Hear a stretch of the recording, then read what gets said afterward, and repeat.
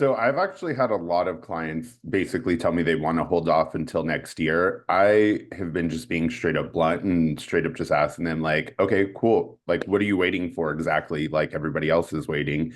And then they kind of stonewall themselves and are like, oh wait, I don't know. Like, I mean, I'm just kind of waiting. And I'm like, exactly. Like I kind of turn it into like a little analogy and tell them like, well, and I'm not that great at history, but I forget when it was like with the Rockefeller, not Rockefellers, yeah, the Rockefeller family. Like I kind of use that analogy and I always tell them, well, like, well, when like kind of like the US and the market, whatever, like the Rockefellers, that's when their family built their wealth, is when everybody kind of just took a pause, they kind of went forward and took a huge risk. So I tell people that right now is like, when everybody is kind of like cattle moving together, they're all going to make the same decision and prices are going to go up. They're going to pay more. Why not take advantage of that now when you can actually get credits now? You have less competition. You have an opportunity to get a better deal. Why not do that if it makes sense for you? At least meet with the lender and run through the numbers. And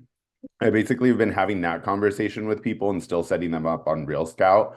And I think that's how I got 3 clients in the contract recently, is just being upfront with them that way and having them just see the numbers. Because I think right now what a lot of people are waiting for is not just the drop, but I think they actually have to physically see the numbers right now that you provide them.